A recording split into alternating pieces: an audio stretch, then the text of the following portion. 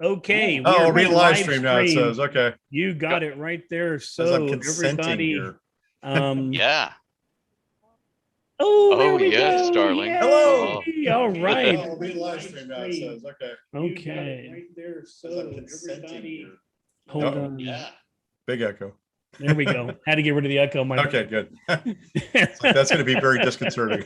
Yes. That was it. Yes. Again. Exactly. We're live. Okay. Let me Okay. go Take ahead. Miss Wisconsin out of the trunk. Yeah. Right.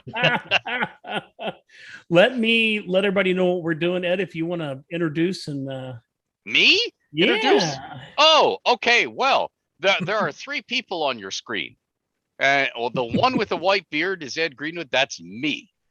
Then there's a guy with a huge pop shield in front of his mouth, and that's Jeff Thetford, who's hosting Hi.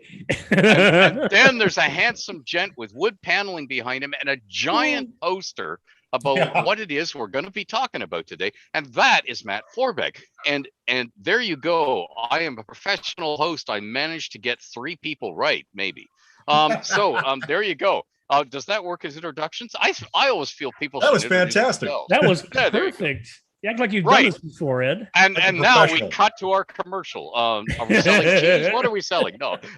We're selling six guns and sorcery. But Shotguns. But yes, there you go. Close Yeah, enough. Right back sorry. to your regularly I see. I program. figured I'd get the screw up out of the way right at the beginning, That's right. so we don't have to do it again. That'll Because be the there is- Western prequel I do later Yeah. on. Six Guns and Sorceries. Yeah, We'll be back to fun with pets. there are indeed three completely different products called Six Guns and Sorcery from different people. Only one of them's a game. Right. But Would oh not be yeah, shocked. there's a pulp novel, and there's actually a card game, and the card Wow. game's from the like 1920s or whatever, which is a real Wild West thing. Yeah, exactly. But the heavily fictionalized Indian native, they could use sorcery, so they have hex cards they can play, which in effect gets them to teleport out of certain death during the game. So they called the game Six Guns and Sorcery, and that's the last time I will say six guns, because now we're going to talk about shotguns and sorcery. Well, I mean, with that kind of astonishing knowledge in your head, I'm not surprised if that's where your mind went to right away, right? Well, I always kept thinking, okay, with shotguns, there's going to be the pump action, and there's going to be all these shells going everywhere. Sure. And Exactly. the one thing that never happens in noir, and I see that it says fantasy noir, and I actually own your earlier edition, so I know. Oh, thank you. So I'm thinking, yeah, the one thing that happens is they never police their brass. That's true. So along comes the lazy about gumshoe, and he picks up the shotgun shell, and he knows exactly. After he's got a pattern of which shotgun fired it, because they all firing pin all hits in the same spot, and any dunderhead can see it with a shotgun. You know, with certain automatics and so on, you have to get out your microscope and check it in the lab. Oh yeah, this was fired by the same weapon. But any 3-year-old that's got working eyeballs can go, yeah, same shotgun, same guy, shotgun. same perp. Yeah. Anyway, so I should shall I start in grilling the man? Okay. So here we go. We have the creator and one of the designers of this edition of Shotguns and Sorcery, but it's been through many incarnations. So I want to start with the basic rock bottom question. Fantasy and noir seem to go together. They've been companions from the Gaslight era. There were like supernatural things at the time of the Sherlock Holmes first popularity in Strand magazine. So even as noir has shifted over the years to mainly mean American mean streets and back alleys instead of London and Manchester and Liverpool and so on, we've moved to the popularity of the gangster and the Tommy gun and the Sam Spade type private eye with the fedora pulled low and the trench coat pulled high, and that's sort of what noir now means to most people. But it seems weird that fantasy and noir would go together, but they always have, even before tentacles, they always have. Why do they go together for you? To me, they go together because two of my favorite writers ever were J.R. Tolkien and Raymond Chandler. And I grew up reading that stuff, right? So for me, it was a natural thing to say, two great tastes that taste great together. And why would I not want to mess with that, right? But there are a lot of things that did it before. There's been like Lovecraftian stories. There was Cast a Deadly Spell that did this kind of stuff. For me, though, I decided instead of doing the urban fantasy thing to kind of flip it and focus more on the fantasy than the urban. So this is actually take your standard like Minas Tirith, put it under a pressure cooker where the city's surrounded by zombies for 500 years, and Smaug the dragon is actually centered himself in the middle of the place and is running the whole thing. And then like I say, advance it 500 years and see what the hell happens. So it's got magic as its basis, fantasy as its basis, high fantasy, but has that noirish feel to it because it's gone further forward, right? For me, one of the things always was that fantasy seemed like it always stalled out. It's always like, it's been this way for 3 ages. I'm like, you guys never get anywhere. Why do you never progress? Right? Nothing ever gets better. You're still farming, whatever. You're doing this crazy shit. You should actually progress as a society. So for me, I'm like, okay, let's see how it happens. I mean, in real life, we stayed in pre-industrial era for centuries, millennia as well. So once you hit that certain point, though, things start to twist. So I said, well, if you're going to put this under this kind of a pressure cooker, that would be maybe the impetus for these things to start moving in the right direction, or at least in a direction. And that's how we ended up with Shotguns and Sorcery and Dragon City, which is the place where it all happens. Right. Yeah. That's funny because years and years ago, I was at a party and Roger Zelazny and I were talking about, what if Raymond Chandler wrote Lord of the Rings? And Roger said, well, it would be a lot shorter for one thing. Not nearly as walking. Right? Yeah. So I would, okay, if somebody offered you $1 million and the time, or somebody said, hey, I know you got these 4 kids that you need to put through college. I'll pay for all 4 of them. If you'll write this, would you write a Lord of the Rings knockoff in Raymond Chandler's style? Would that be it? I'm not sure you'd have to pay me, right? But don't tell him that. Okay. I think that would be hilarious. But the question would be, could you sustain it over more than like a short story, right? But yeah. Yeah. Okay. Yeah, so of course.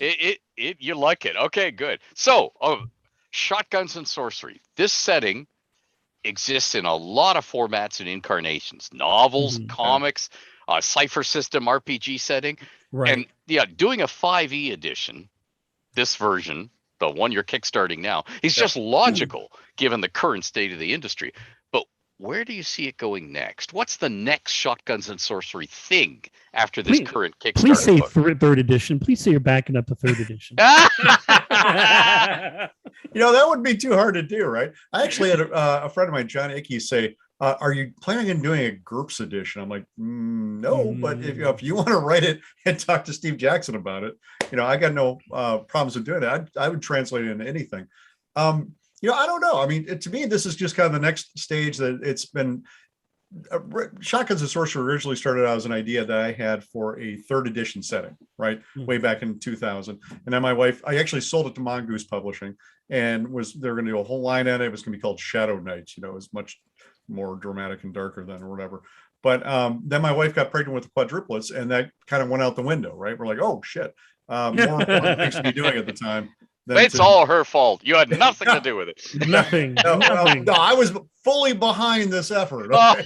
Fully involved. But I ended up doing stuff like I was the Lord of the Rings role-playing game developer for Decipher. I remember working on the 2 Towers source book, literally on a laptop. My wife's on bed rest in the hospital right next to me, and my 3-year-old is sleeping at my feet, right? So, but I just didn't have time to take on another project back then. There was just too many things going on. So I put it away for a while. And then, Robin Laws asked me to do some short stories for it. And I did some novels back in 2012. And then we had the Cipher System game came out. Probably would have been a 5th edition game, but 5th edition wasn't in the OGL back then. And we're like, well, we're not going to do a 4th edition or a 3rd edition game because eventually it's going to come out. Why the hell we're going to do that? But the publisher wanted a new system. So we're like, Monty Cook's got this great Cipher system. Let's use that. So right now we're just kind of coming back to it. The neat thing, though, is my son Marty, who graduated from college in 2019, who, was the kid who was sleeping at my feet back in those days, actually said, "Dad, I want to write games." And I'm like, "Oh, well, I don't know what the hell I did wrong that you want to." But if that's the case, I've got the Shotguns and Sorcery thing here. You love 5th edition. Why don't you convert it over to 5th edition now that it's out for the OGL? And we've got all the artwork. I mean, we got tons of artwork from all the different books and comics and everything else and RPG that we can then just turn around and use for this. So, theoretically, our upfront investment won't be that much. He actually has already written the book. I mean, he's written the 5th edition stuff. So the text is in hand. I can actually announce something to you guys today that nobody else knows yet, which is that I just hired Rob Schwalb to be my developer for it. So Rob's going to come in and do a development pass on it. Mostly because I was actually going to do it myself. And I'm like, I'm not as expert on 5th edition as I probably could be. And I know some friends who are excellent about it. And Rob, I'm like, oh, he actually did the rules for the Cypher System edition. Nobody's going to know this better than him, right? So I just, like, today, Rob, like an hour ago, sent me the contract. So he's on board with that. So we basically got the band back together with Marty coming in and playing, who's the son of the drummer in Led Zeppelin, right? Who comes in and does things again. Oh, yeah. Jason Bonham, right? So, yeah, Jason Bonham, yeah. All right. So he's coming in to basically do that, play that role right now. And we're having a great time with it, right? But because he graduated in the middle of a pandemic too, I'm like, just go take this, do this. As soon as we finish off the previous Kickstarter, which was, unfortunately, it took forever to fulfill. Wasn't me, I wasn't the publisher for that, but I did help get it over the line. As soon as we're done with that, let's do this 5th edition. Like literally the day after we fulfilled the previous one, we're like, oh, there's a big green button here. It's all ready to go. We're just going to push that and go. So now all we have to do is I have to write some small fiction snippets to lead off every chapter. We got to add a few new key pieces of artwork that we're going to discover in layout that are missing, and do the layout and the development. Then we're done, right? So all the major stuff has already been done. He said, knowing that this was going to haunt him over the next few months. Now that you've said that, exactly. Yeah. But it's essentially 95% done, right? So it's just that last 5% is always an interesting time. So how did it feel to collaborate with your son, Marty, exactly, on the current book? And what's his jam in making a rule book, and what's yours? Well, he is just, he's really getting into games. He's been playing games his entire life. The first time he ever played D&D was at GaryCon 1, where we went and Frank Menser ran us through the first ever published Dungeons and Dragons adventure, which was, I think, the Palace of the Silver Vampires. I can't remember. Princess. There we go. Palace of the Vampire Princess, right? Okay. Silver Princess. Thank you. Marty's actually got a certificate of this that he hangs on his wall that Frank gave him, right? So he's been playing since, I think he was 9 years old at the time doing that. And, he's always been in the games and wanted to do it. Despite the fact that I thought he would, watching me, he'd try to go find something more stable for himself, but apparently it looked like I was having too much fun. So, you try to set a bad example for your children so they will walk in the other direction. It doesn't always pay off. But for me, you were having so much fun. Exactly. Well, that's part of it. Obviously, I'm having fun. I get to be with my kids. I work out of the house. It's actually a pretty good gig, But on the other hand, it's also the stuff I don't tell them about is how the money goes like this, and benefits are an ephemeral thing unless you marry well, which I happen to do. And fortunately, he seems like he's on the path to doing that as well. But he was interested in doing it. I'm like, well, why not? He actually had done some supplements for the Cypher System game before that, and he'd read the books a few times through, so he knew it all cold, right? I probably couldn't have found a better developer, with the exception of maybe Rob, who's now helping developing. So it's a good thing. And for me, it was just basically a chance to work on something with my son. Dungeons and Dragons is something we've always kind of done together. We don't really have an in-house campaign, but we play at conventions all the time, and we're always playing tons and tons of other games. So it's just the idea to have fun with my kid and also make him some money. Theoretically, we want him to be able to be paid for this. One of the first conversations was, how much do I pay you? You're not, this is like mowing the lawn. I actually have to pay you to do this stuff. And I'm not going to treat you like some new publishers treat their their fresh freelancers, which is I'm paying you a penny a word or 5 cents a word or whatever. I'm going to actually pay you a real wage at this, because I believe if you can't afford to pay your people well, you shouldn't be doing the project. Right. Yeah. And I'm not saying that everybody has to be driving around in Maseratis or anything, but we should at least be able to. Where's my Maserati? Exactly. 50 years doing. Yeah. Well, Ed, if you just put your money into a used Maserati, let me tell you. That's right.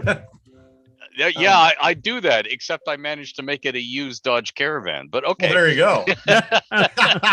At one point in my life, I owned 2 Toyota Sienna minivans. Oh my God. You know, that was one of the things that my wife, it was a prenup actually, that I would never ever buy a minivan. That's a good lady. You think Jeff, I think I'm kidding. It really was. but Jeff, you can chain the 2 minivans together, drive down the highway in one, dragging the other, and then when you need a spare part, you just climb out, climb along the back. The van drives itself. You pull the part off, climb forward. Oh, never mind. I don't think so. I can see this in my mind's eye now. It's perfect. Yeah. So back to Dragon City. Yeah. Okay, so I don't want to give too much away, but too late. I know. Okay, so the new book shows us Dragon City, walled mountain city, ruled by a dragon emperor, with the rest of the continent overrun by undead after a zombie apocalypse. Right. Do you see anything changing in that situation? Well, let me ask you, outside? before you go too far, I'm looking at the picture on the Kickstarter page, and how large is this? Because I'm thinking of sustainability in my mind. The first thing I thought of, how big is this area? Is this the world, or is the mountain just showing the hierarchy? The mountain just shows the hierarchy, and essentially this is the drawing's not exactly to scale, right? But it gives you an idea of how it's all supposed to work.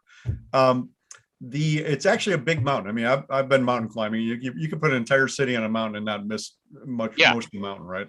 In fact, at one point the artist was like, "We need to put a wall around the entire mountain." I'm like, that's like trying, like other people try to put border walls up, right? It's really impractical, even in modern day terms, much less in fantasy style terms. I mean, you can do magic or whatever, but where are you going to find all the stone to cut that, for one, right? Right. Without reducing the mountain to a pile of rubble that sits in the center. So it's there are things happening outside of it. One of the reasons that we tend to ignore a lot of that stuff, and Marty actually developed some of it for this book. Actually, he went a little bit further out and developed some of the regions around it. One of the reasons we tend to ignore it is because if you already have your own fantasy game that you're already running, you can actually plop Dragon City into any place you want to, right? That's got a blank area on your map. So if you say, here there be dragons, now it's here there be zombies. And it's just, whatever it happens to be, it doesn't have to be the whole continent. It could be an island off the coast. It can be a place that's separated by a river. It can be whatever else, a mountain range, whatever. As long as the zombies would have a hell of a time getting over it, you can then put this there, and then your players, whoever they happen to be, can travel back and forth to it. So in that sense, you don't have to like launch a whole new campaign if you're already playing 5th edition or Cypher System or whatever. You can just jump into it and start playing, by visiting. You can start a whole new campaign there if you want to, but we want to give people a lot of different options, right? I did that with the Redhurst Academy of Magic, which I published with Human Head Studios way back in 2004 or so, 2005, whatever the hell it was. But that was the same idea where it teleports from place to place. And the whole idea was to have something that could plug into any campaign really with minimal amount of work. And you could still have it be fun. And that way, because especially if you've got a homebrew campaign, you're always mining things that you're reading for new ideas for your campaign. But I want to make that as easy and seamless as possible for people. This is every time I move my arms, I'm getting different light here because we actually have a sunny day, which is a miracle in November. But it's how is this happening here? There it is. You must use this power only for good. I'm feeling this thing called heat, and I don't really understand. No, I got to tell you something. It's Florida because I'm in Orlando, right? Yeah. And I got up this morning and I'm like cold, like really cold. I got up and it was 71 degrees in the house. So I turn on the heater. And the planet is warm. And I thought about putting snow chains on my tire this morning. It was so freaking cold. It was 55 outside, and I got up. My house is 71, and I'm like, Jesus Christ, this is ridiculous. This is Florida. And I actually wore a jacket today. It was 72 degrees when I went to the doctor, and I'm wearing a jacket. And Matt and I, who are far more northerly, are killing ourselves laughing at this. We're just going, 55, man, that's shorts weather. What the hell Yeah. I strayed out in my skivvies to pick up the garbage cans. It used to be when I moved here and I moved to Florida in like 83, I used to walk around in a tank top and shorts when it was, 60, 55, 60 degrees outside, because I'm like, oh, this is great. No, I've been here 30 something years. You're used to it. You can always tell the locals in Florida from the tourists right away, right? Yeah. That's right. All right, carry on. Sorry, I had to say okay, that. well, no, actually, that brings up a cool thing. Uh-oh. The getting used to it and getting acclimatized. Sure. With what you were saying earlier, Matt, about, everything stays the same. Haven't you progressed anywhere? That sort of stuff. Yep. Do you see anything on the horizon shifting the status quo in Dragon City, like cults or the Dragon Emperor finding love and having a family, rival dragons anywhere on the horizon? Anything?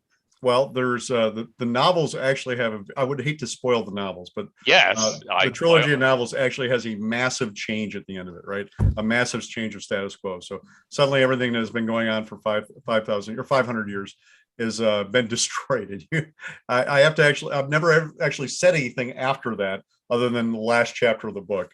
Everything for the games and everything else, the comics, the stories, is all set before the trilogy, because that's the premise of the whole thing, right? You can run through the premise there, but after that, I have a tendency to like to blow things up. So it blew up real well. Right? I bet it did. Okay, that brings up two things. But like I said, I don't want to spoil that for anybody who wants to read them, because it's a big thing. Okay, the two things are, so what's around the back of the mountain? A sequel? Yeah, that would be good. This isn't Dragon side of the mountain, right? I've actually got ideas, because the whole premise of the novels is that Max Gibson, who's let's see, this is Max Gibson and his girlfriend Belle here, right? His lady friend Belle, or the adventurers. I had to get the whole. Max is holding the gun and has the glasses. Yep, right, exactly. And then that's his buddy Ty, and there's a wizard down here, and there's a halfling who's being hidden by the barcode, so as they should be. For us it's gnomes, but okay. Exactly. So Max's his crew of adventurers are basically, at the beginning of the stories, are people who were adventurers 10 years ago. They actually started 15 years ago, had a great run, became some of the best adventurers in the entire area, which was illegal to do, but they did it anyway. So it's all kind of, dark and Martian, whatever else.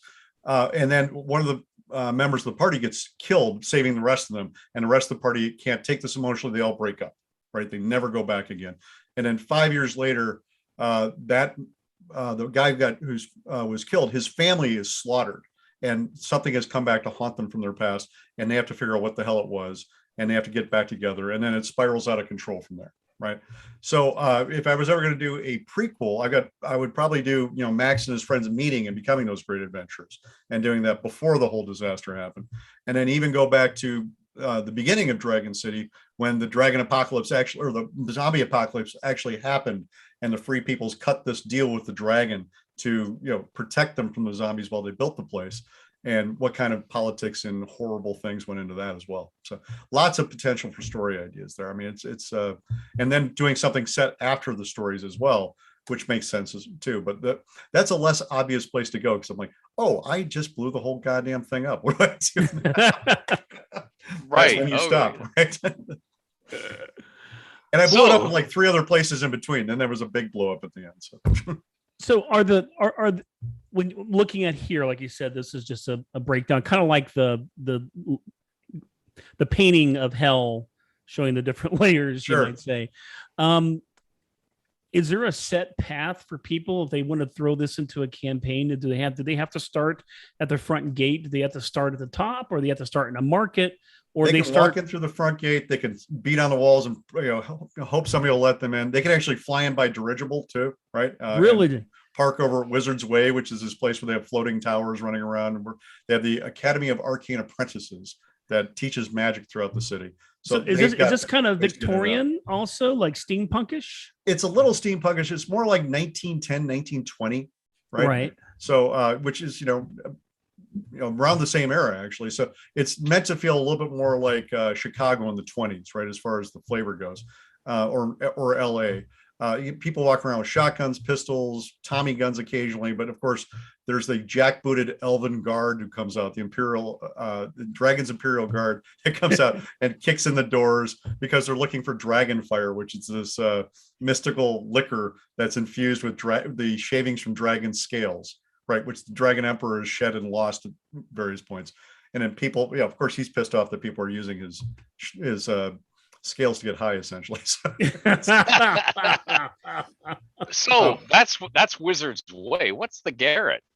The garret is the biggest prison. It's like Alcatraz, right? So, but your options are either fall to your death or be eaten by zombies if you happen to escape. So, wow, yeah, these are bad ways to go.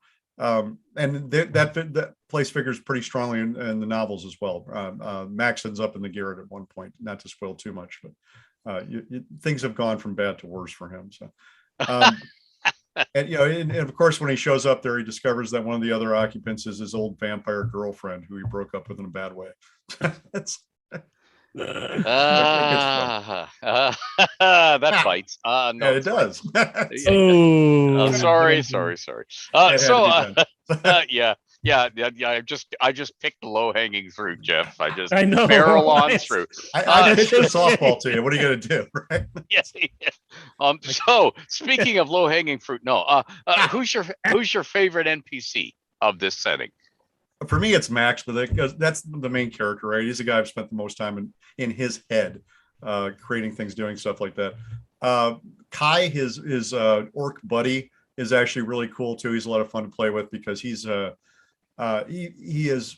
as moral and loyal as he can be, but he's not always able to pull it off, right? Just because of the circumstances in his life. The people who live down near the edge of the wall, the Great Circle, the formerly quote unquote evil races like the orcs, the goblins, whatever. These are people that are basically just socioeconomically depressed and repressed constantly and oppressed. All the presses come at him. And he's basically ended up growing up poor and working in a gang and then joining up with these guys and being great with them. But Ed's got something. Oh, that's okay. Ed did this.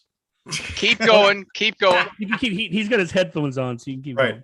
So Kai is a lot of fun too. I mean, Moira, who's the drug addicted halfling friend, is always a lot of fun to work with as well. And then you got Belle, who's Max's ex, who lives way up in the snooty part of the mountains. Right. So there's a lot of good dynamics there, right? Just a lot of the snooty part. Is that the Elven Reaches? What's that? Is that the Elven? I mean, I'm sorry, I interrupted you. Is that the Elven Reaches? Would be the snooty part? Yes, it is. Right. Basically, the way it works is that the higher up the mountain you are, the more powerful you are. It's generally done by how long lived you are, too, right? So if you're an elf, you have the chance to accumulate wealth over hundreds, if not thousands of years. Dwarves a little bit less, etc. Until you get down to the humans and the orcs and everybody else who are short timers, who basically don't have a chance in hell when competing against these things. There might be a metaphor there, Right. So I'm looking on here, and this is for Eric Boyd, who's not here. I was hoping he could join us, but he's working right now. Eric. So I'll play Eric Boyd for a moment and see, why did you decide to poison the middle of this place with something called Gnome Town? Gnome Town, because the gnomes are cool, right? No. That was the funny part. Marty's like, they have gnomes in 5th edition. You have to put that in there. I'm like, really? Okay. Really? Well, not in the basic races. I'm like, okay, fine. But I'm a monster. Exactly. So, yeah, the one main gnome character I have in the thing is actually the medical examiner for Dragon City. Right? Oh, nice. Oh my God. So when he goes up to the table, does he have a little platform that lifts him up so he can peel over top of it? Oh no, it's all built down to his level. He said, "Come here, kids. Let me show you." I'll just climb into this body and show you. Man, when you eat burritos, this is where it goes. Yeah, the ogre autopsies are the worst, right? I'm looking at these here. Gnome Town, we know that's really the worst part of town, I'm going to say. Then we have the big borough. So I can understand Halfling Town, essentially. That's what? Halfling Town. Halfling Town. Okay, it's a little bit better than the gnomes, but the Wizard's Way, I'm guessing, is where all the magic, like like the center for magic. The village, is that all the common folk that live there? That's mostly humanity, right? Humanity, which make up the bulk of the entire city. Okay, the Quill, is that going to be like the libraries or the Quill is actually Max's bar. Max owns a bar that he bought with his money from his adventuring days, and he doesn't really tell people that he owns it, but he just kind of hangs out there, drinks. It's also kind of the what's the yawning portal essentially for shotguns and sorcery, right? It's a place where all the adventurers hang out, get together, and people give them tips on where they should go and where to buy shit and how to get out of the city, because it's illegal to leave the city. It's actually that hard to leave the city because the city guard is all looking out at the zombies, right? So you just right over the top and you're out. Right? Getting back in is much more of a problem. So, well, why would you want to leave? Apparently, exactly, you're protected there. But that all the money that nobody's been touching for 500 years because it's covered with zombies is all hanging out there, and that's partly what you want to go do. Any adventures take place in this zombie-infested part of the world? We have not. Some of the stories do a little bit. We've not put an adventure that takes place there. The one adventure we have so far, which Marty wrote, and it's going to be in the book as well, is set mostly in Dragon City and under Dragon City. So, not again to spoil too much about it, but it starts in the Quill, right? You're all gathered around as first level adventurers trying to figure out who you are and what you're supposed to be doing, and things spiral out of control from there too. Oh, nice. So main square, that's just an open square, I'm guessing. That's a big market, essentially. Day tower and night tower, is that for the rising and setting of the sun location? Yeah, there's one on the east and one on the west, and those are the edges of the great circle, essentially, and that's where the guard is centered. So that's where their offices and their barracks and everything else are in those places. Okay. And then they patrol the wall as well. And so the Goblin Town, is that going to be more like the slums, I'm guessing? That is, yeah, definitely. It is. Okay. One of I think the second story I ever wrote for the series was called Goblin Town Justice, right? It's nice. All about things going bad in Goblin Towns. Oh, I love it. Well, and that's a little Tolkien nod too. I mean, it was a Goblin Town, what they call it when they go down under the mountains and when they're on the way out to the Lonely Mountain too. Right. They get caught by the Goblin King, remember? Exactly. Yeah, no, exactly. It was Goblin Town. That's when Tolkien was trying to figure out if they were orcs or goblins, he's like, I don't know. Yeah, how about both? They both kind of work, So who's the most interesting sleeper NPC, a prime mover in the shadows who could become very interesting if your shotguns and sorcery campaign play goes in a particular way? I think the main guy is Yaber, who's the head of the Imperial Dragon's Guard, right? And Yaber is essentially the most evil, tight-assed elf you've ever run into, and also one of the most powerful because he's in charge of the guard. But he also understands that the city is corrupt from one end to the other, and it's not always possible to get things done under the rules, right? So he's the kind of guy that you can actually cut a deal with, or will show you some mercy occasionally if it falls under his own moral code. I've had people tell me they've been playing the Cypher System game. They hate him most of all. Right? He's the biggest pain in the ass. But he's also the guy that will cut you. He has the power to cut you a break in the cases where it might actually matter. So so he's the devil you want to deal with when the chips are down. Exactly. So, and he doesn't have control over the entire city by a long way. It's too big and complex. But imagine he's like basically the captain of your local police precinct in Chicago in the 1920s. And if he catches you, he's the guy who can let you go. If his officers catch you, but if the commissioner comes down and says, no, we have to execute him, then that's what happens. So. And we actually have a question off of YouTube, somebody who's watching, Artie Pavlov. He says, and why is it a song dragon? A song dragon? I don't know what that means. I don't either. I think that's a question for me. Okay. Is it? Oh, okay. It's where dragons got changed to song dragons in the realms. Okay. Artie, we'll do that on Twitter. This is Shotguns and Sorcery. We have a dragon emperor here, right? And perhaps Matt can tell us more about Smaug that isn't Smaug. The dragon emperor, who has no other name, is the largest, most ancient red dragon that history's ever seen. And as far as he or anybody else in the city knows, the last dragon who lives, right? And of course, there are spoilers about the secrets behind that in the novels. But he basically is in charge of everything. He doesn't speak. He actually speaks psionically, telepathically, through an elf known as the voice of the dragon, who wears a robe burning robe and then communicates for the dragon at all times. When the dragon wants to go flying around, he carries he carries a basket hung around his neck with the voice of the dragon in there saying, get off my lawn, kids, or whatever he needs to do. So it's kind of funny. But it was this. Basically, it's kind of like having the great and powerful Oz, right? He's this great character that nobody really understands, and somebody else speaks for him. But in this case, it's not just a guy behind a curtain; it's an actual dragon who will fry your ass if you give him any trouble, right? And he's very particular.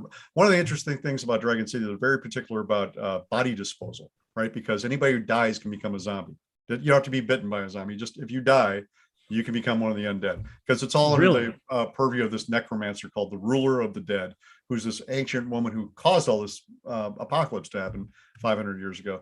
And she's not omnipotent, so she can't actually understand where everything is going on at the same time, right? She doesn't have omnipresence. So if her attention wanders in your direction, eventually you'll wander up out of whatever grave you have. So the rule is that you have to burn bodies, right? Now, in the Elven Reaches, where everybody's snooty and knows each other and there's not very many of them, if somebody dies, it's a big deal, right?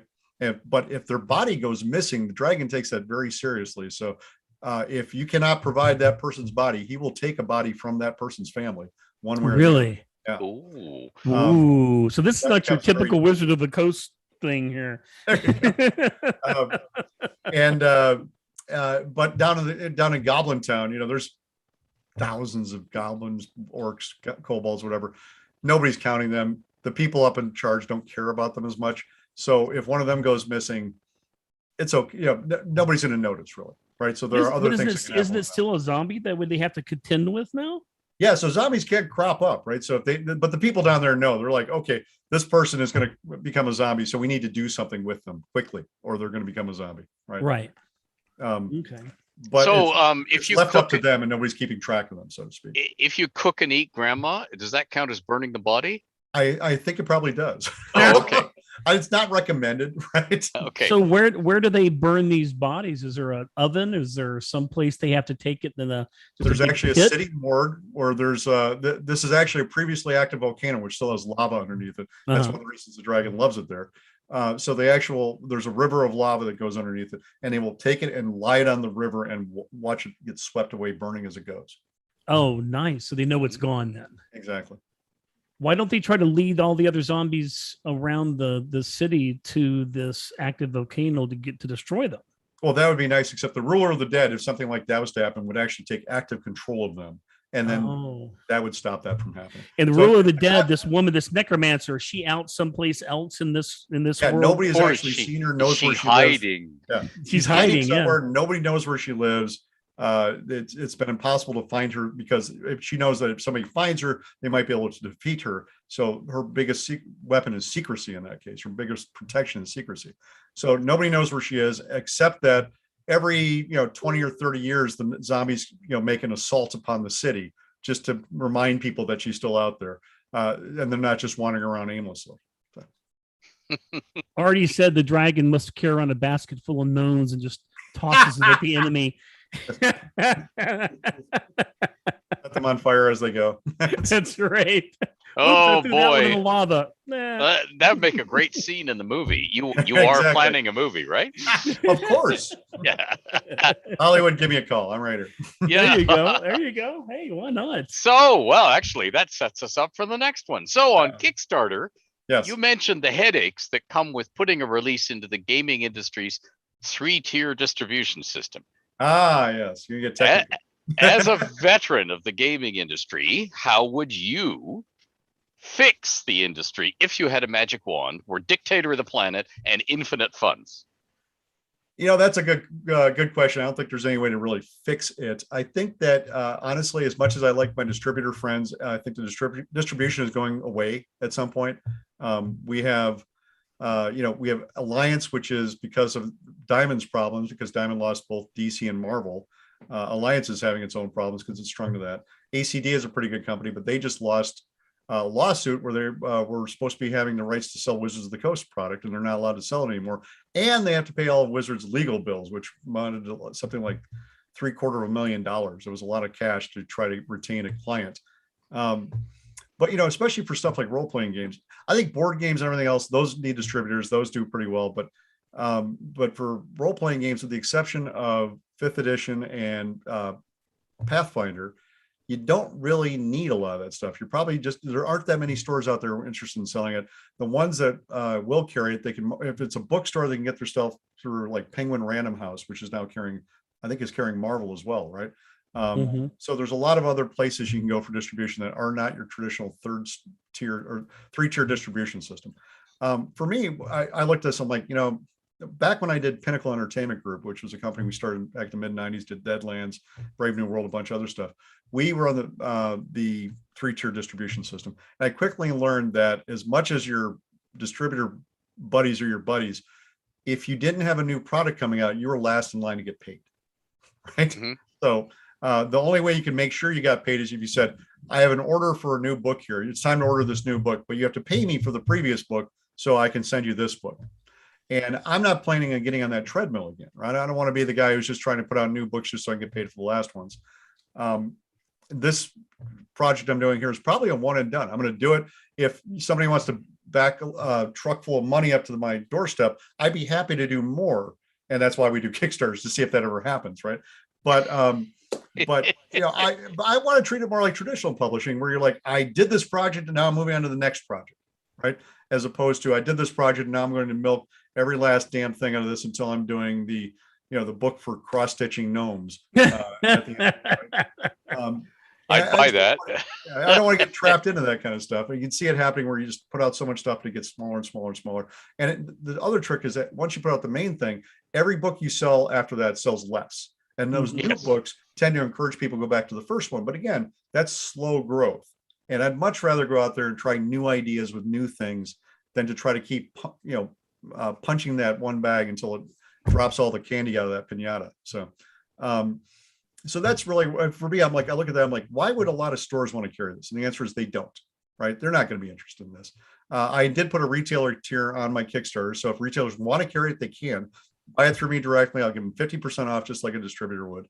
But I don't see it being a long-term thing for us to do, right? I've been to a lot of game stores, a lot of, even really good game stores, most of them only carry a couple or 3 role-playing game lines, right? So for that, I'm like, why am I going to try to crack my head against that very stubborn wall?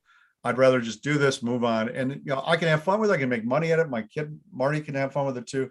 But this is not going to be something where I'm suddenly publishing the next D&D or whatever. I'm not fooling myself. I mean, you need a category breaker to do that kind of stuff, right? Something like Magic the Gathering or whatever. And this is not that. And so recognizing what I'm producing and what its potential is and being realistic about it means that I'm just going to sell direct to consumer and direct to stores when they want it. But after the first print run, I'm going to go print on demand, which means that selling directly to stores is ridiculous because you can't make any money at it, right?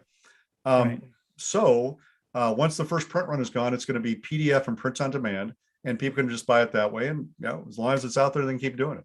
And I'll come up with the next thing I want to do for Shotguns and Sorcery. If it ends up being a series of novels and I want to do a game or a source book that focuses on that, then great. But if I want to do something in science fiction or, romance or whatever the hell I want to do, I'll just do those instead. I don't want to be welded to one thing forever. Really. Right. Well, that's kind of what haven't you done your career that way, where you don't dwell in one area and kill it till it's dead kind of thing? I learned that early on. It wasn't a really profitable way to go. Plus, honestly, as a creator, you tend to get bored. It's like, do I really have to write that part of it? And what you do is, Ed knows this really well, but you end up hiring other people to do it. But then you become a manager as opposed to a creator, right? And I don't really want to be the manager either. I'd rather go do the creative stuff.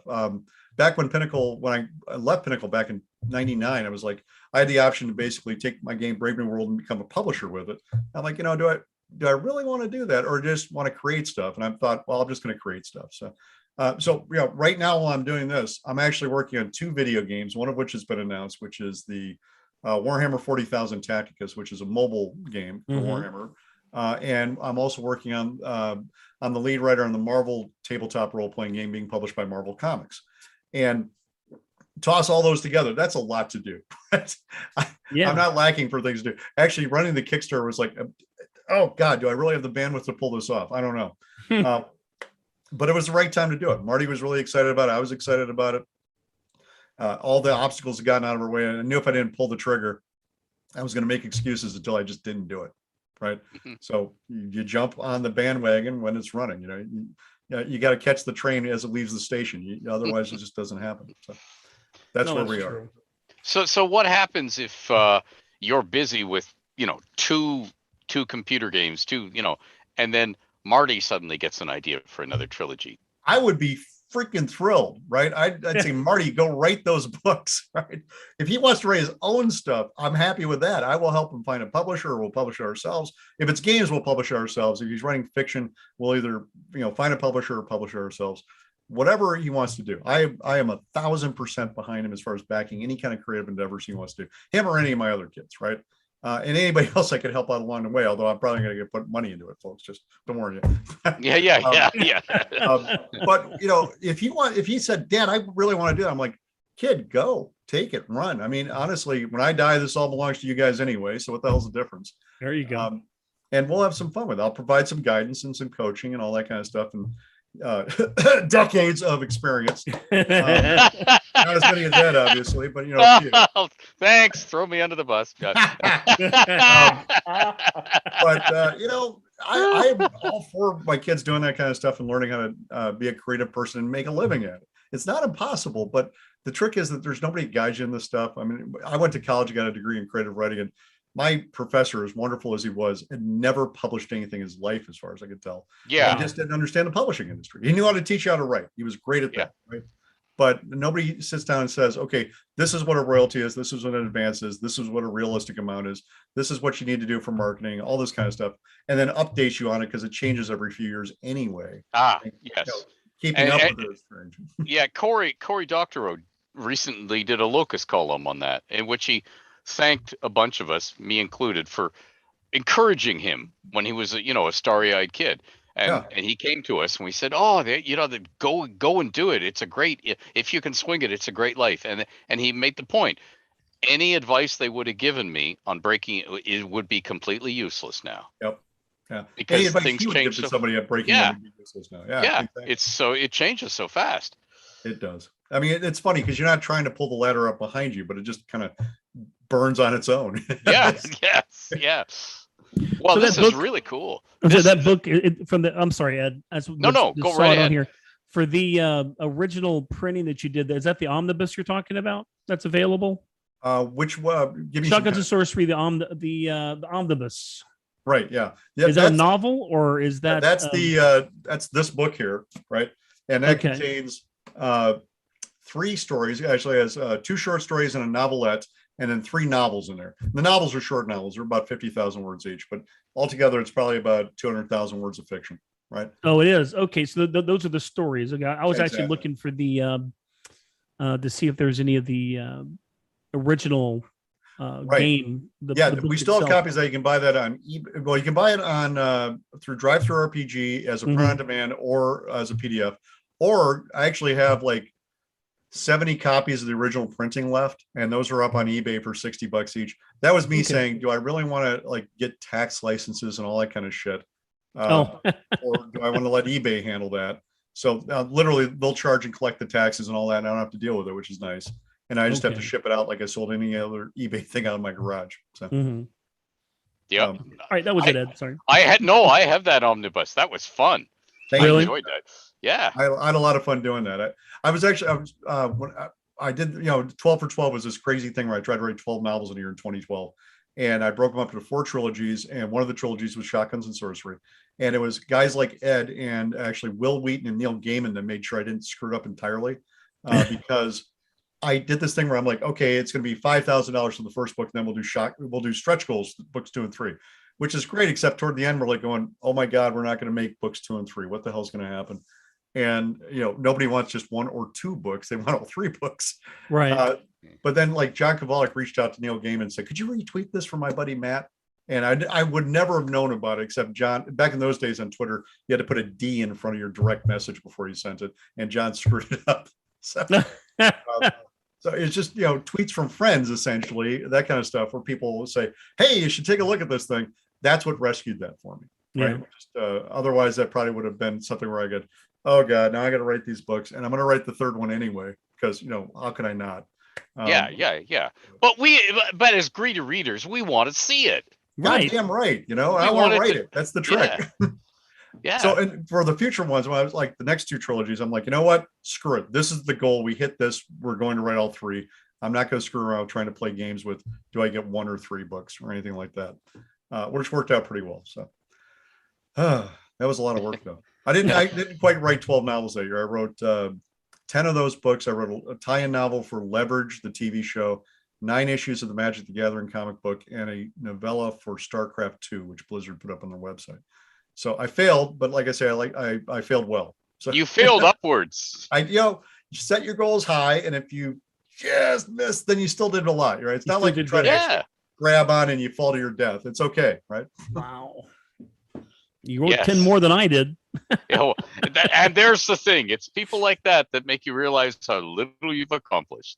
That's right. That old Tom Laird joke, No. I mean, when Mozart was my age, he'd been dead for 10 years, Exactly. I always tell people, I look up, I got a couple bookshelves full of stuff I've worked on over the years. But I mean, if you if you had a book that showed up every time that you finished with a patient, or, you taught a kid or whatever, over 30 years, you'd end up with a few bookshelves as well. It's just that one of the neat things about being in publishing is you get a souvenir every time you finish a project, right? And it's pretty, it gets to sit on a shelf and maybe even sells 30 years later. Who the hell knows? But it's just wonderful. It's almost like each one has their own individual trophy you get at the end of it.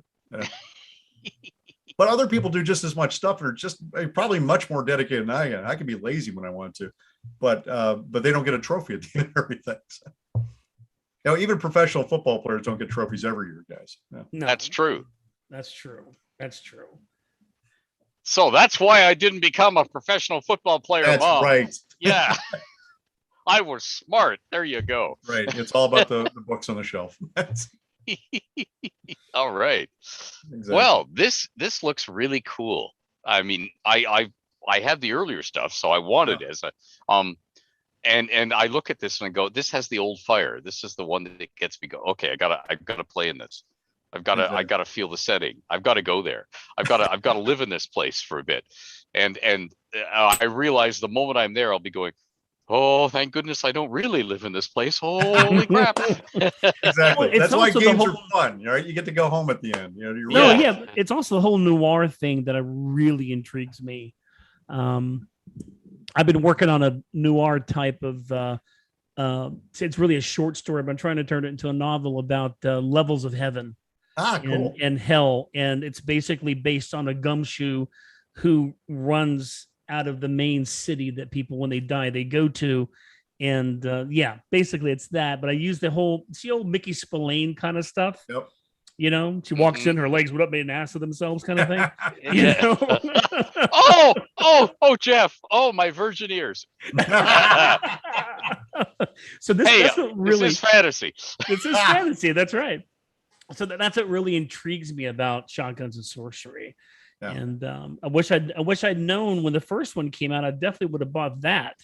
But I've got Kickstarter up, and I put the Kickstarter in the chat, and I put it on our website. So I'm really looking forward to actually, because I think you said it's going to the 16th. Yeah, it goes to the 16th, so it's a week from tomorrow. We've already cracked the main goal is only 10 grand, which was pretty easy. We cracked it in 4 hours. That's incredible. I think we're just about to crack 30 grand right now. Maybe we already have. Let me see, where are you right now? You're at $29,926. Oh man, God, I tell you that. What do we get? What do we get? What do we get? And down, right? People keep adjusting their thing. I'm like, it was up to like $14 shy at one point. I'm like, you're only. Yeah, well, I mean, so if I put in $100, what do I get? No, I'm not begging here, but it just drives me nuts. And the funny part is, I don't know what people's circumstances are. I'm not going to call you up and say, hey, why'd you change there? Did I fuck something up entirely? That's their problem, not mine. But, people have bills that come due and they're like, well, maybe I shouldn't be doing that right now. But at least, like, I know I have friends who run Kickstarters have been trolled by people. They're like, I just bought $1,000. I backed at the highest level. And people are like, oh, it's amazing. We're doing so well. And then they cancel. And you're like, they're just doing it to mess with these guys. I'm like, oh my God, really? No. That's just cruel, right? Yeah, it is. No. Hey, that we could be brain surgeons, folks. We're doing this because we love you. Exactly. And you wouldn't screw the brain surgeon like that, okay? I could be saving lives. I'd rather enrich them. Not twice. Exactly. And fortunately, I haven't anybody mess with me like that. But it's but I'm just like, oh, okay. That's one of the reasons I tend to look at it in the aggregate as opposed to trying to look at one or everything that comes in, because you could drive yourself nuts, right? I'll check it a few times a day, going, okay, are we close? Okay, good. But you're about to go over 30,000 because I'm backing your Kickstarter.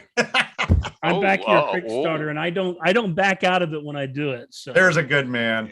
583. There we go. All right, we're gonna know who the guy was that pushed us over the top there. That's right. It's gonna be me. That well-known capitalist. That's right. Our stretch goal for this one, Jeff, is we're gonna get marker ribbons for the deluxe book. So there you go. You just did that for us. I just did it for. Oh man, I haven't done it yet. Okay. Pledge when it goes through, but yeah, pledge. It's it's just crazy, I gotta put my name. I forgot to put my name on here. Sorry. They want that information. Your credit card company really wants information. They really want it. Really? I can't put Ed's name on here. Oh yeah, well, yeah, no, they already know me. You're banned. Yeah, that might not be a good winning strategy for you. There you go. Boom. I'm a Kickstarter addict myself. So I got a picture of you. Oh, there we go. It worked, Jeff. You rock. Thank you.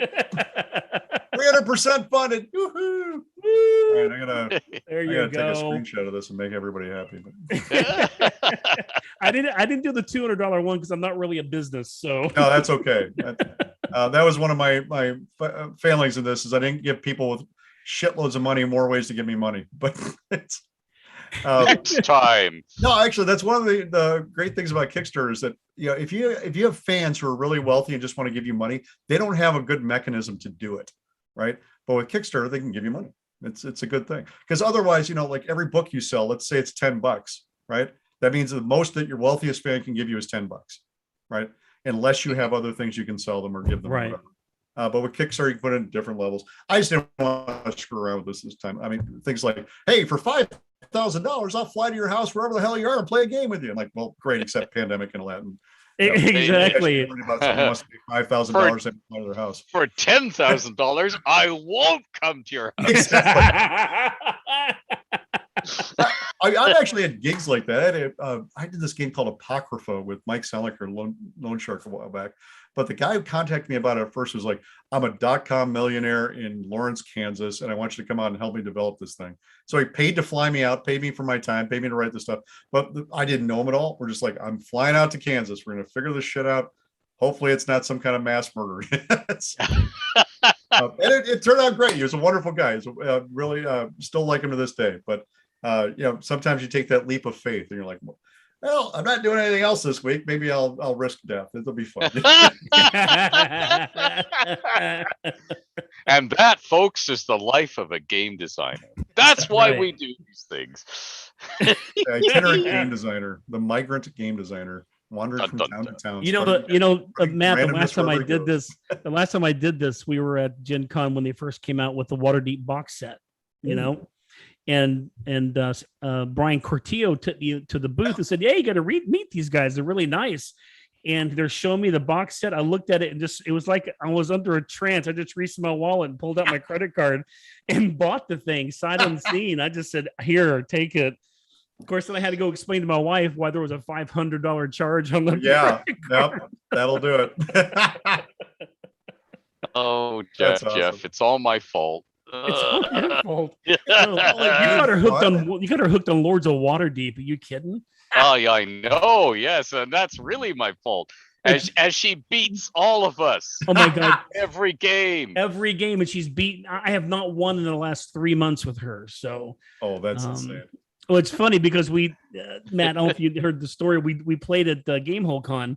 Okay. And we're all sitting around a table. It was me. It was Jeff Grubb. It was Stephen Shin, myself. Who else was there? It was my hotel room, so I was there for the end. You were there.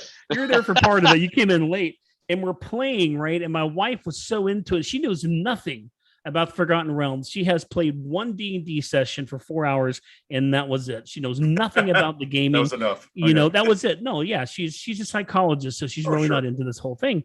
And we're playing, and she is like going, it was her turn. She was the last one, and she's like, oh, I forgot another one. Oh, I got 2 more. Oh, I've got 5 more points. Oh, here's 10 more. And Stephen Shin just looks at her and goes, Sharon, do you have a need to win by more than 30 points? She literally lapped the board on us. Okay. Oh, wow. Nice. That's how addicts are born. It is. No, and she'll come home from work going, want to play? Want to play? You got to catch that feeling again, kids. That's how it works. That's it. And you can do that in Shotguns and Sorcery. That's right. Oh, nicely done. Oh, nice wow. Play. I like that. Oh, yes. You like that tie-in there? Oh, sigh. Excellent. Well, yes, we really mean it. This is one to look at. This could be your gaming home for the next few years. Exactly. You may not have to buy anything else because you could be in Dragon City having lots of fun. Having a ball. Yeah, the book comes with all the monsters and all the adventure and all the NPCs and everything else we came up with for the Cypher system. Marty, who wrote a bunch of that stuff, actually converted all over to 5th edition. So there's tons of stuff in there to play with. There's new character classes, gunplay rules, all sorts of good fun, right? What's funny, the gunplay rules is what people always complain about not being in Dungeons and Dragons. Yeah. You know, and which I'm glad it's not, I have to tell you. But now that we have this, Shotguns and Sorcery, this is going to be great. I know my son's going to love it. It does change things, right? I mean, Marty made all the bullets armor piercing. That's the reason nobody wears armor in this game. Well, not helping you.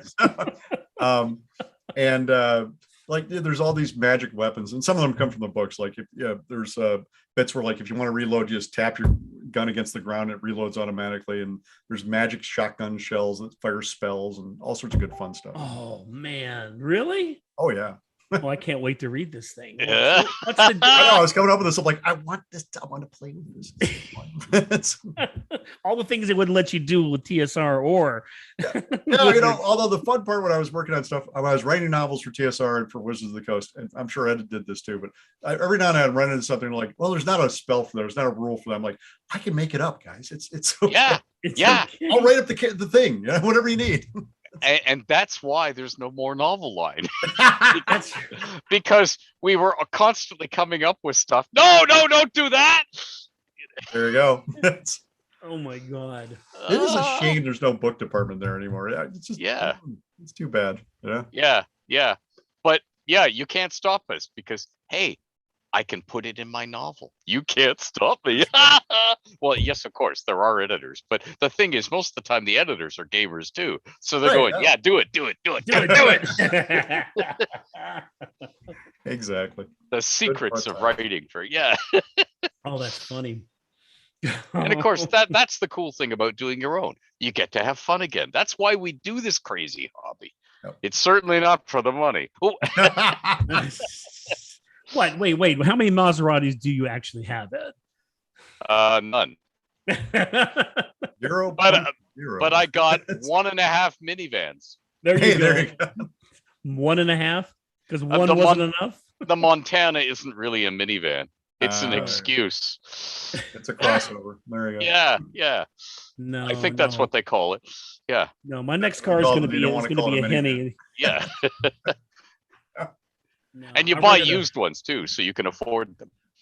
Goddamn right. Yeah. No, it's believe me, when I have 5 kids running around in minivans, and one of my sons actually told one of the minivans on his way to his driver's test. Right? What? We go, I'm taking to his driver's exam. We pull into, I said, okay, the van's a mess though. We're going to get it washed. We're going to clean it out, make a good impression. And he lines it up with the vacuum cleaner, right? I said, no, he didn't line it up. It's all the way over here. You got to center it. So he comes back, he gets it there, and he centers it just perfectly. And then he puts his foot down on the wrong pedal, and he hits the gas instead of the brake, and hits it hard, and slams into this cement pole right in front of the vacuum cleaner, and wraps the car around it, right? And I'm like, well, we might be late for your test now.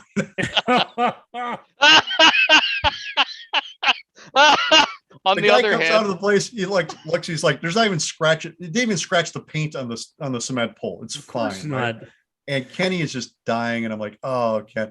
And I called his brother up, Patrick, who's already got his license. I said, Pat, meet us over at the auto shop, which I know real well at this point in my life, the body shop. And we'll meet you over there. Bring the other car. We actually got Kenny to his test on time in the other car, and then he failed because he couldn't bring himself to go over 20 miles an hour.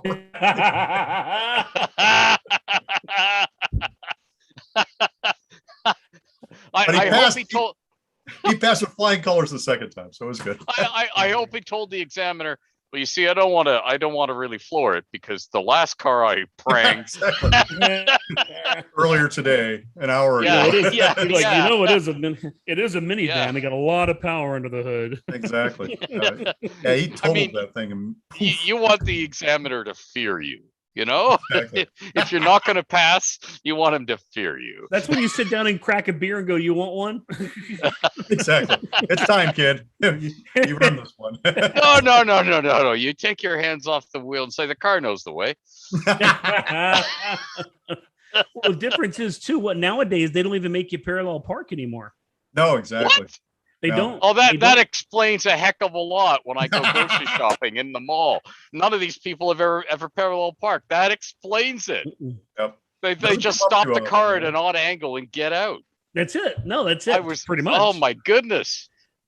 Oh, the world these days. Young whippersnappers, get off my lawn. I taught my son how to do it, even though he didn't need to. He kept saying, "They don't need it, Dad. They don't need it." And I said, "Yeah, but you're going to need it one day. I guarantee it." Exactly. No, yeah, under the eye of the watchful policeman, you're going to need it soon. That's right. That's right. Well, I think we've sold a lot of copies. I think so. Well, somebody did ask if you could load what'd he say here? Can you load the shotguns with cones of cold and Big B's groping hands? There are rules for actually different enchanted shells. There's a whole list of them. Marty came really? Up. Yeah, definitely. There's a fireball, a cone of cold, all this kind of stuff you can actually load in there and then fire out of your shotgun. So yeah, there's definitely ways to do that. And one interesting thing, the liquor that I came up with for the story is called Dragon Fire. The mechanic Marty came up with is that if you take a shot of this stuff, it gives you an extra spell slot. Right? Really? Now the trouble is, of course, that when the effect wears off, the hangover kicks in, and you lose that spell slot in one of your other ones. So, at least temporary. I like it. They're both temporary, right? I hope. Oh yeah, exactly. It's all temporary stuff. So the idea is to don't sober up. Yeah, exactly. Oh dear!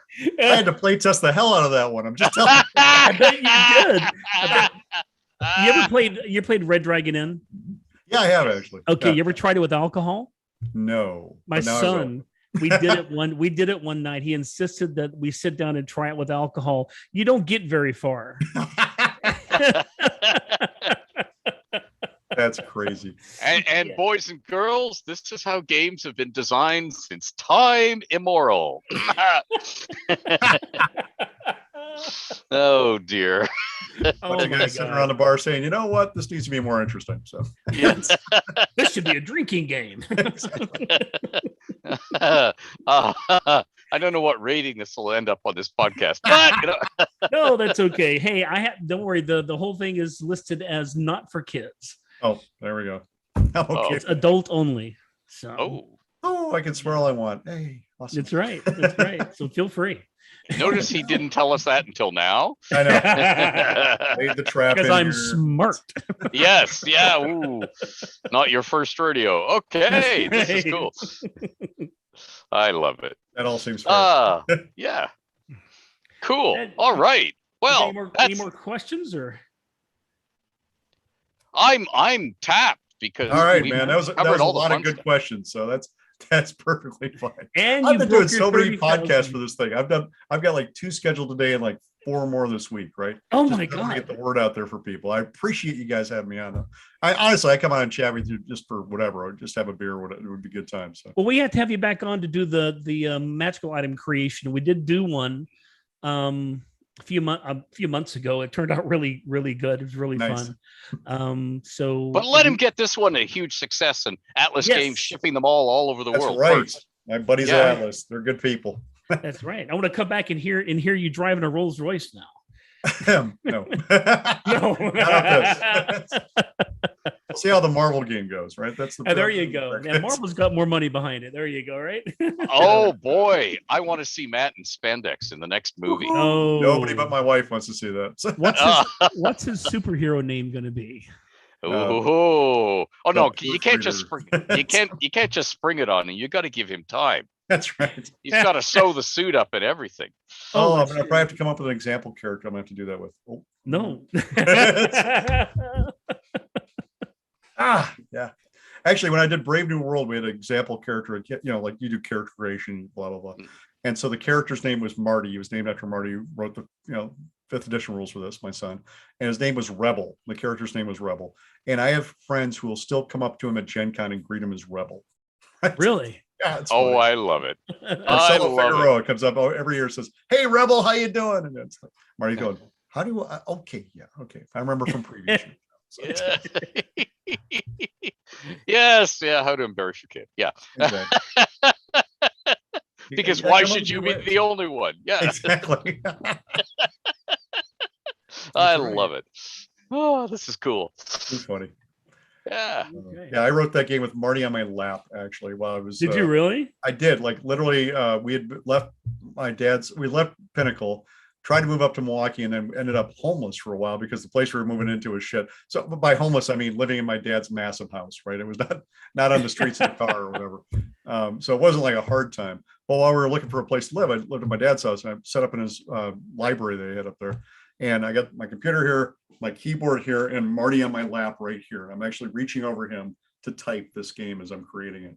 So, nice. So it was inevitable for him to be a game designer.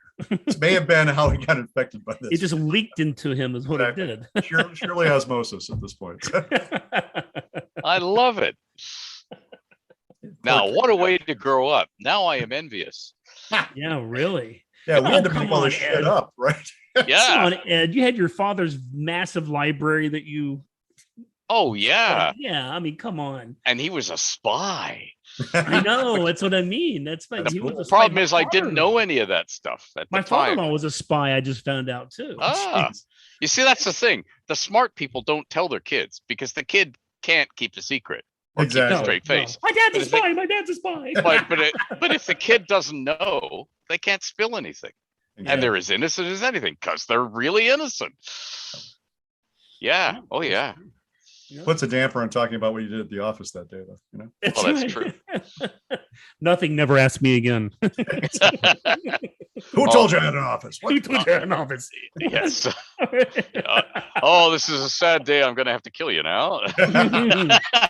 Well, son, we made it 8 years. You should feel good about yourself. That beats my previous record.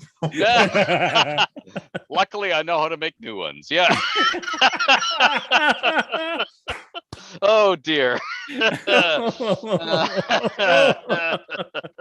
Oh my God. So how was Gamehole Con this year? Oh, it was a blast. We had a great time. It was a little bit different because it was obviously pandemic, but they had everybody be vaccinated. You had to show your proof of vaccination on the way in. Then they gave you an armband, like one of those wrist, the rubber silicon wristbands to show that you were vaccinated. And they actually had really good numbers, especially considering that like a lot of conventions are down to like, half if you're lucky. And I think they probably pulled in more like 80 to 90%. And Marty and I actually decided to promote it because it was like, we launched the Kickstarter for this the Tuesday after Gamehole Con. To promote it, Marty and I went out there and we ran 9 sessions of Shotguns and Sorcery at the show. Oh, wow. And I was doing other stuff too. So I was like, and now, son, I must leave you to run demos on your own. And that's actually what this is. This is a big banner that we had printed up to go behind the demo table, right? And now I'm like, I can leave that behind me while I talk to people. That's perfect. No, yeah. Brilliant. No, that's and it's like that's like $90. It was actually cheap and easy, and it pops right up and it actually collapses down into like a big. That is cheap. Oh my god. Yeah. It was really, really a neat thing. So you can carry it with you wherever you go. It's nice and easy. I'll say Artie Pavlov said you should call yourself, your superhero name is Captain Spanky. Oh no! You're talking to me or Ed? That's you.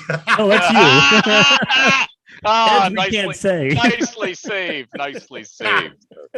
Oh dear. No, I was just thinking everybody should get themselves one of those banners at that price for everything. Yeah, really. That is cool. No, it's cheaper than a dinner at Gen Con, essentially. So, oh God, really? Yeah, but GameholeCon was a lot of fun. It was, we still like. I missed the opening night dinner because I hadn't seen my wife for a few days, and she was running around doing her job, so I skipped that. But then, the evenings in the Clarion hotel lobby, it was a lot of fun. Right. And one night, the guys from Beetle and Grimm and Demiplane held a party down in Madison as well. So we all went out to that, and it was a lot of fun. There we go, Beetle and Grimm's, good guys. So nice. My kids are all excited because they get to meet Matt Lillard every now and then through that. Right? Oh, nice. It's Shaggy. It's Shaggy. Zoinks. Exactly. Oh dear. Like, literally, that's what Patrick says when he comes up and meets me. He's like, Zoinks. Oh, school. Well, I'm still trying to get Joe Manganiello on the show because that'd be great. He was there doing the promotion for who was it, for Margaret Weiss and different things, and I'd love to have him. He's such a big gamer. He'd be nice to have on the show.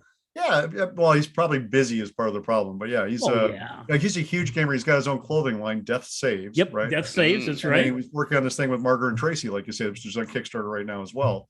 And he's huge in the games. I met him a couple of different times. I met him at San Diego Comic-Con, and then Peter Atkinson had a big dinner at Gen Con a couple of years ago. We all got to get together and meet him for that. That was a lot of fun. So. My wife is more impressed with meeting Ajit George, though. That same dinner. Ajit's the guy, he and his wife, Whitney Strix Beltran, do a lot of great gaming stuff. And Ajit's family runs something called Shanti Bhavan in India, which is a school for really dirt poor kids. They take them all the way from kindergarten through college, right? Wow. And just as an effort to try to break the cycle of poverty. Amazing stuff. Oh, wow. They actually did a Netflix documentary on it called Daughters of Destiny. So if you ever get a chance, check that out. Wonderful people. One of my favorite charities too. I'm gonna have to. But yeah, there we are. We're like doing mixing games, and it's like there's Joe Manganiello and there's Ajit, who's not quite as tall but pretty close. Good fun. Dear. It's funny when you have celebrities playing games, though, right? Just you're like, okay, didn't realize this was cool now, but okay. Or at least they're comfortable enough coming out about being geeky, which is just about the same thing. So. Yeah, it's so cool because for years we were the you're dangerous Satan worshippers, are you? Exactly. Or you're so uncool nobody even wants to stand near you in the elevator, And now all of a sudden it's like, hey, can I have my picture taken with you? And you go, what? What happened? No, it's very strange. It's really, really, really odd. But I think it started out with like half of Hollywood now on the writer's side. These are people who grew up reading these books and playing these games, right? Yeah. All those writers, like it's really, you can't throw a stone in Hollywood and not hit a gamer, right? Yeah, and true. All those people are now working with these actors who are now like, and honestly, like Will Wheaton's a big gamer from way back too. Like he would paint Warhammer 40,000 minis in between scenes, right? Robin Williams did the same thing. He was a big Warhammer fan, right? Yeah. Because you have a lot of downtime where you're just sitting around not doing anything, waiting for people to set up your scenes. You might as well do something with that time. So I think it's just all those things coming together, and suddenly Hollywood understands about games now. I think if everybody played D&D and Shotguns and Sorcery and all this stuff, we'd have world peace. There we go. Exactly. Get out your aggressions on the table, kids. That's right. Until we were down to last pizza slice. Yeah, oh, that's true. That's true. We can always order more. It's not a big deal. As long as you have Mountain Dew and pizza. Exactly. Okay. Like, pull for initiative is better than pull your gun, guys. Yeah, there's that. Sorry. I love it. That was great. You guys got to make it back next year if you can. It was a lot of fun. My wife misses it too. That was her first convention to go to, was GameholeCon. Oh, that's a good one to start around, man. Yeah, it really was. And she wasn't going to Gen Con. And last year we actually had tickets, hotel room, everything planned out, and then of course the whole pandemic happened. Yeah, exactly. And nobody could go at that point. And this year we didn't want to risk it for Gen Con, but next year I'm hoping we're going to be able to.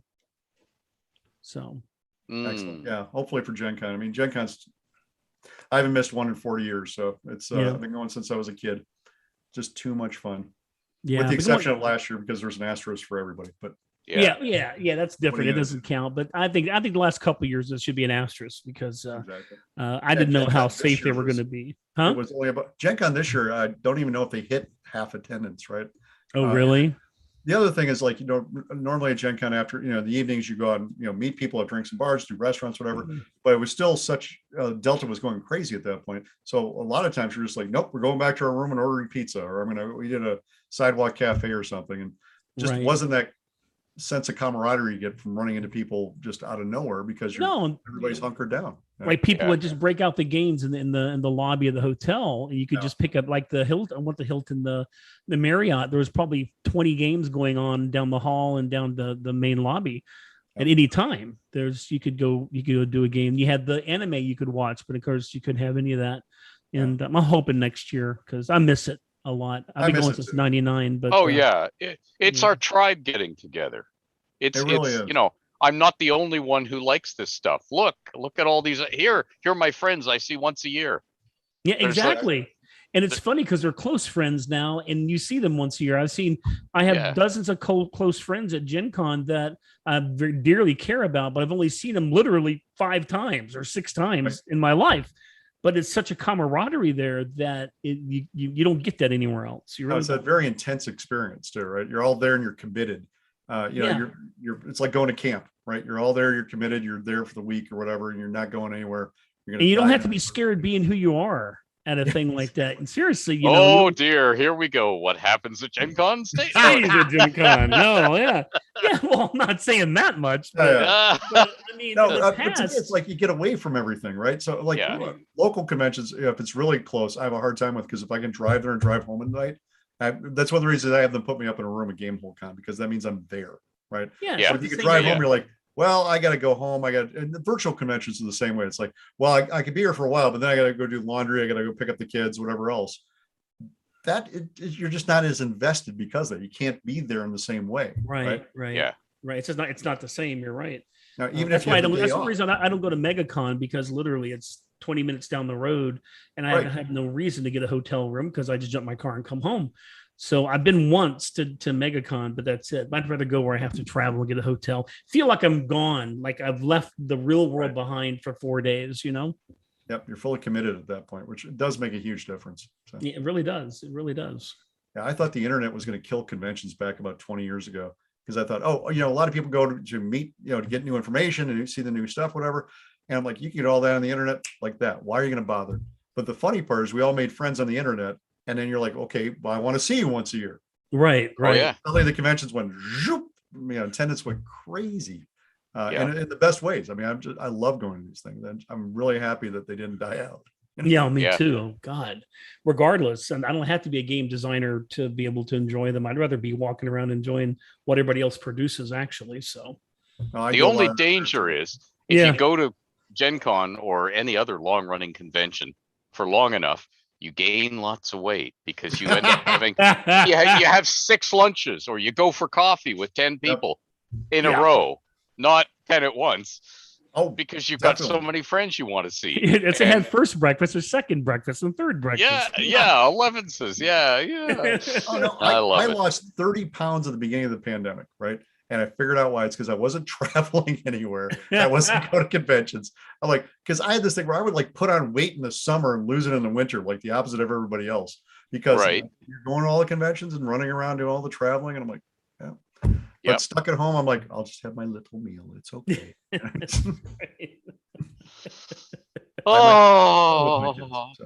sacrifices never mind. You make for the craft. Okay, so I posted the link on our Facebook page. I tweeted it as well. Ed, you may want to tweet it if you can. Yep. I can put it in the chat if you don't have it, or you can find it, can't you? What? Oh no, send me, just email me the link, okay? Yeah. I also put it. There's a redirect link, so if you go to shotgunsandsorcery.com, it'll take you right to the Kickstarter. Well, here, Ed, let me throw it in the chat here. You can go to it and then you can tweet it from there. Okay, I'm just gonna don't do anything with it for a moment because I don't understand technology. No, because I will then put it into Microsoft Word. There you go. I'm such a power user. Well, actually, if you just click on the link, it should open up a browser. It should open up your browser and take you right there. Yeah, it's right there in the chat. Yeah, but I want to save the link. Oh, you can do that too. Yes, because I'm old school, Jeff. Oh, me too. Old school. I'm old school. That's the reason why I can't get Twitch to work. Oh, okay. I'm old school because the farmers around me are still delighted that they have the electric light. Well, I can tell you the first computer I ever saw was in college. It was 1981, and a good friend of mine came in, and he's like, "You gotta come. We're in the dorm. Come look at my new computer. I can't believe it just came in." And he came in, and there was this CPU that took up its entire desk. Yep. Literally, it was just this massive brick.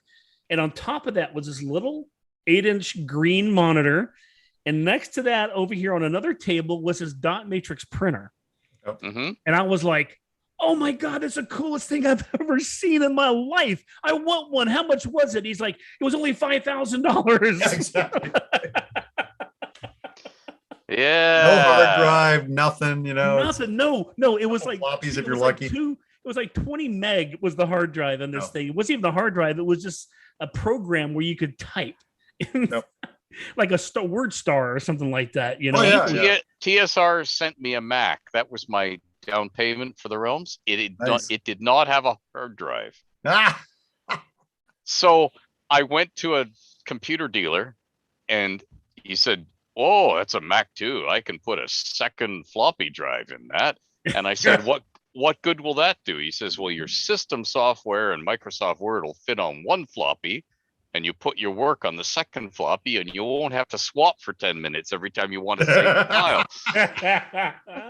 And that was like wonderful. It's like getting cars with headlights so we can drive after dark. Oh my God. I still have my first laptop. It was the hard drive is 200 meg. It's up in the closet back here. I saved them. I have a whole stack of laptops I've gone through over the years. Yeah, 200 meg. And I was like, yes, this is fantastic. Jeff, when the zombies come through the window, you will be glad of that computer. I know. And now I have one over here that just the M.2 drive is 500 gig. Oh yeah. And I got 6 fans and they all light up. This is just like, It would have seemed like science fiction back in 1980. Are you kidding? Oh my God. I mean, think about it. Who knew we walk around with phones in our pockets that do everything that, who needs to go to the library anymore? Because you got your phone right there. Hey. I work in a library and my phone takes phone calls. That's it. It doesn't even do text. It's just a phone. Yes, I know. Kids ask me questions. Okay. I'm like, you have the infinite information device in your pocket, right? Just ask, figure it out. Yeah, but Dad. On the other hand, my Google Foo is much better than theirs, right? I suspect it's because I knew how to use card catalogs, learn how to research and all that shit when I was a kid. And you learned how to spell things. And if you can't spell it correctly, you can't find it on the internet.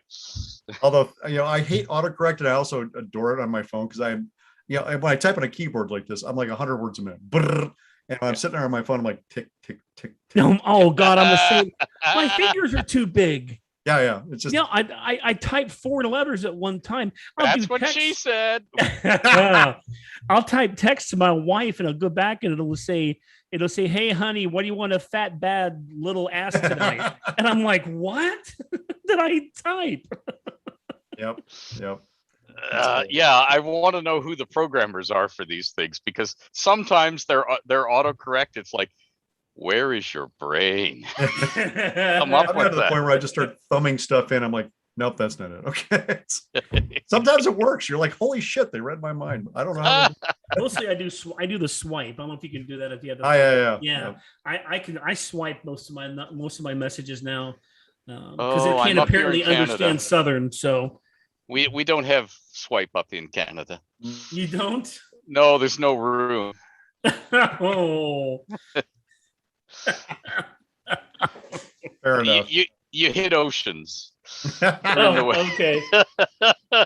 Oh dear. Somebody just said your cell phone, Ed, is a rotary phone. It is. It is. Oh yes, I tell you. No, we are so advanced here, which is why we need shotguns and sorcery. That's right. Because if somebody else has these newfangled things and you don't have it, blow them away and take it. I mean, sorry. That's right. That's what the shotguns are for. Right. Not trying to say you'll be able to kill every wizard on the block, but you'll be able to kill every wizard. Oh. It's aliens. I'm not saying it's aliens, but it's aliens. But it's aliens. I know how this works now. I actually got that reference. Dear. Oh, Marty's gonna be so sad he missed this. I know. I know. Silly doctor appointments, Yeah. Darn doctors. Sorry, I'll torture him some other ways. There you go. This needs a revision, kid. Crazy. Oh dear. Okay, well, thank you. This was great. Yeah, thanks, Matt, for coming on. I think I may have locked one of my kids out of the house. Oh no! I love it. It's very dark behind you now. What happened? As we talk, I'm getting a phone call from my child, Helen. They're like, Dad, let me. I'm in a meeting. On that note, I should probably say goodbye and say thank you to you guys for a wonderful chatting. Thank you. This was great. You. This and Jeff, wonderful. Thank you for backing the Kickstarter. Put us over 30,000. I'll make an announcement. My pleasure. My pleasure. I got. Hey, what am I doing with the money? Retire? Yeah, we'll make good use of it. That's right. Give me something to read in my shack. Christ, I filled out the FAFSA for my kids on Sunday night. I'm like.